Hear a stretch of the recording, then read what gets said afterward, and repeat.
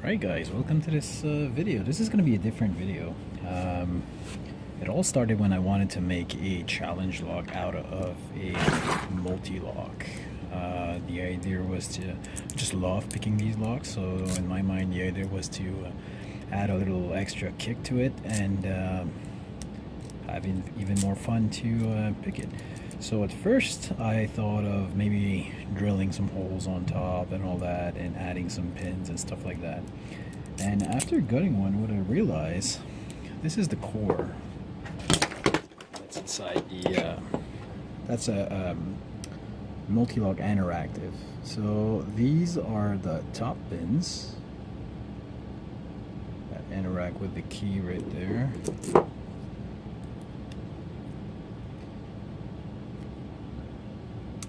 But when you turn the core over, you can see that there are some holes, a smaller size hole, staggered compared to the top pins, and perfectly staggered, so that means they will not affect one another. And the other thing that I realized, which is just great, let me grab a pin. Oh, there's one right here. Let me grab some tweezers. The other thing that I notice is it is the perfect size for a pin, and when you drop it in there, it doesn't drop all the way in. You can see it protrudes perfectly in order to interact with the key, but does not go all the way in, because I don't know if you can make that out, but there's a little shoulder right there. You can see it there. So that little shoulder in the hole actually prevents the pin from falling all the way in. Almost a perfect design. The only problem is I didn't do that. That comes stock right on these cores, as if Multi-Lock at some point intended on doing this, which is really interesting. So then I was looking at the core, say perfect, I got the holes. Now all I got to do is drill the core to get some drivers in there, and ta-da! Turns out they're already there. They're just slightly, you see the shoulder in there just needs to be drilled to the same size of as the exterior hole, and there we go. You got your chambers to put your drivers right there, right off the stock lock, which is actually pretty impressive. So I don't know if you can make it out. Okay, there we go. You can see it a bit, so you can see that's where the key goes by. But when you're on the side of the core, so these holes align. Oops, sorry. So these holes align perfectly with the side of the core. So I mean, 80% of the job is already done, stock, right on the lock. So what I ended up doing is drilling these holes a bit wider, putting a little tread in there, and now I got, so usually the lock is oriented that way, and you got the drivers, the regular pin and pin drivers right here, and now I got 5 drivers coming in that way. You can actually see one of the driver right there coming out, and inside you can see the side pin going first, and then it is staggered with the top pin, side pin, top pin, side pin, top pin, all the way to the back. And I have to tell you this, when I actually gut it, I'll show you, it is pretty crowded in there, but it works pretty well. So all I had to do is, so that's a regular key, which technically has nothing on the top edge. So if I put it in there, it doesn't work. So this is the right key for this lock. Technically the drivers and the key pins are good for this key, but if I put it in there, it is the side pins that prevent it from opening. Therefore I made this guy.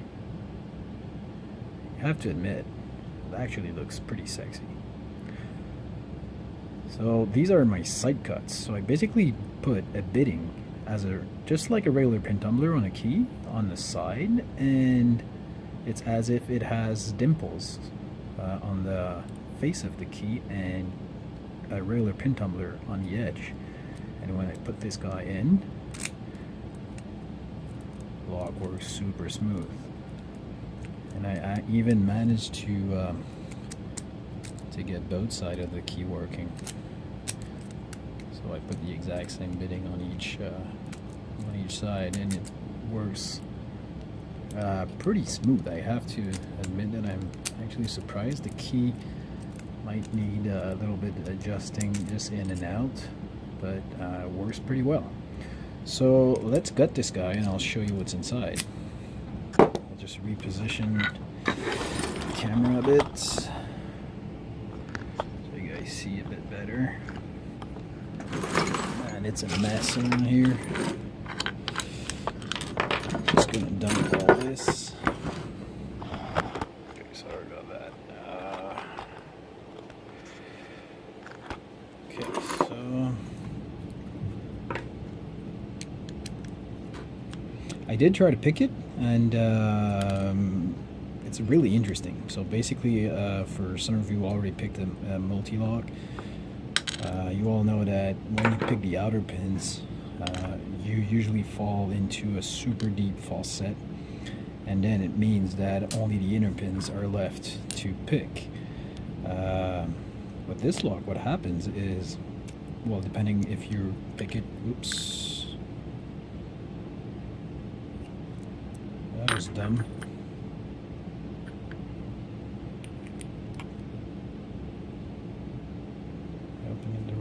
But anyway, let's try to continue without ruining everything. Alright, there we go.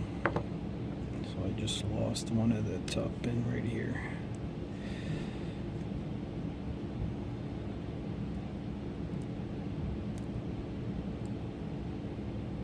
Where's my tweezers?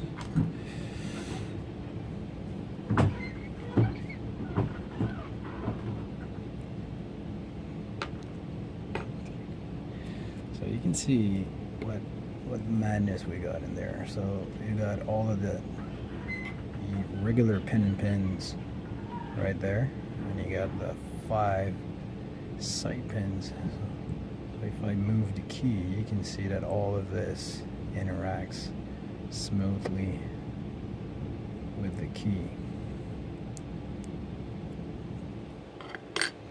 And if you look in there,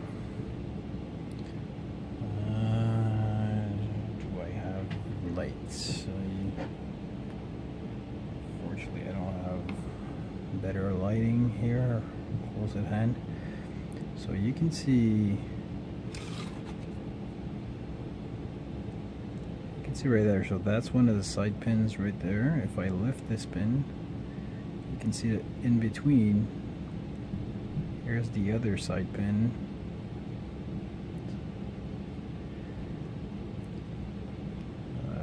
To get more lights. Anyway, so all these interact directly with the key and will prevent the key from turning if you don't have that side bitting. So I'm just gonna get the core holder to dump these. Oh man, I'm really working like a dumbass right now. Okay, so I'm just gonna dump the top pins right here.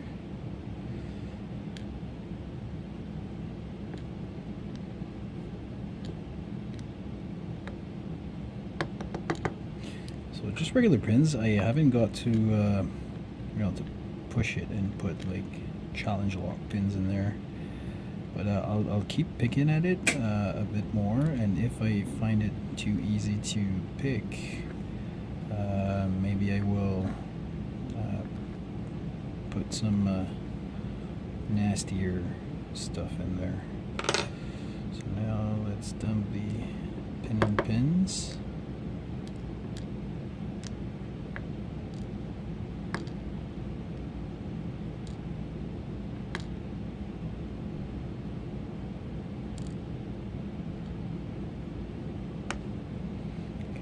Just rearrange that.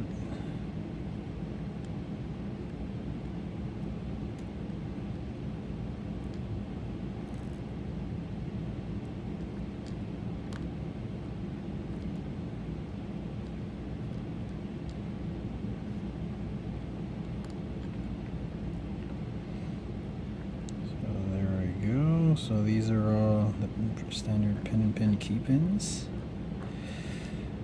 And you can see that I have not made any modification to that core. Basically, this comes stock exactly like that, which is pretty good. The only thing you can notice there is that the last sight pin, which is this one right here, is right in the middle of that wording, which is the key control wording at the back of Mult Lock. So when you're looking from the front, it looks like a wide open keyway, but you can see these things protruding at the back. This is the wording for the key, for key control. So that last sight pin is right crammed up in there, right in the wording. So this is gonna add to the picking, I'm sure.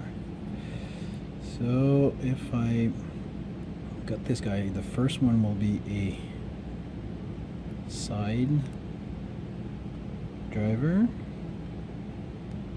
and then I'm gonna get the pin and pin driver. So I'm gonna put these guys a bit higher.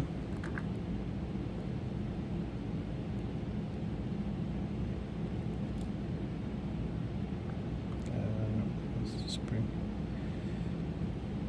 So now I'm gonna have the second side pin, second pin and pin driver,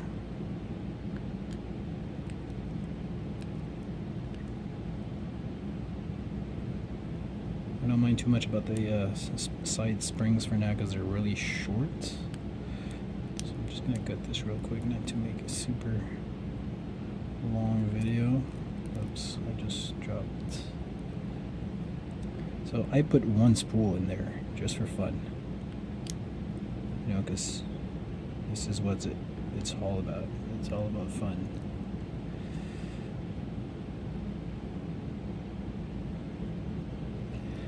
I'm gonna go the other way around now because it's getting pretty deep. So I should get the pin and pin first.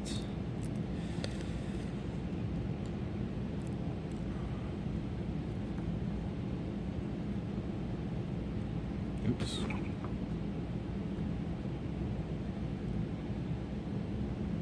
And the last driver. So one of the short spring actually came out.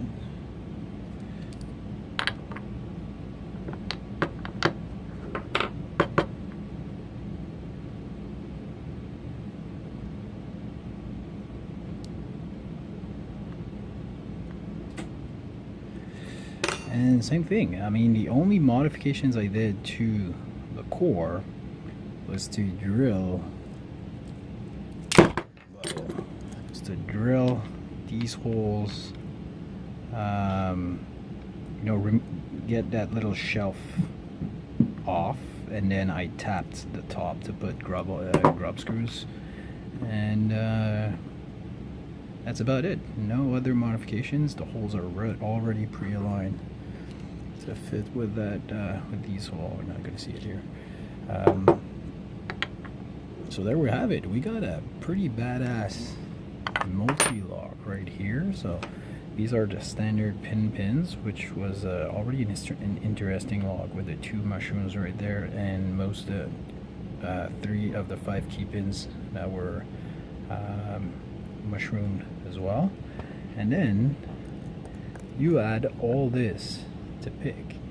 Like I said, I tried to pick it a bit earlier, and it was I would get the feedback. I actually, if you do it counterclockwise, you're gonna pick the outer pins first, and then you need to pick the side pins, and then go back to the inner pins. And I think that spool really played on me. I knew it was there. I knew I was probably caught up on it and couldn't pick it, but I just tried it for like half an hour or something. So I'm gonna continue picking at it, but look at this key. I just love the looks of that key. It's as if, so very few modifications. So modifications to the key, and I drilled pre-drilled holes in the core, and that's it. And then I dumped pins in there, and there you go. You got a super interesting lock. So you just went from 5 pin and pin to add 5 more to pick in this multi-lock, where everything is crammed up inside, all on one side. So there you have it. So this is a quickly done challenge lock. I hope I'll be able to open it.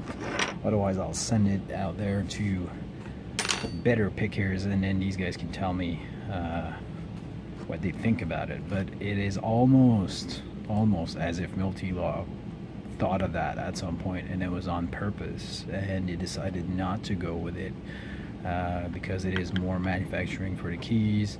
You know, everything gets more complicated if you do mass production, but I'm pretty sure Multi-Lock already had that in mind and tried that at some point into a prototype or something. So guys, thanks for watching, and keep an eye for videos of this lock being opened by the community. Alright, thanks.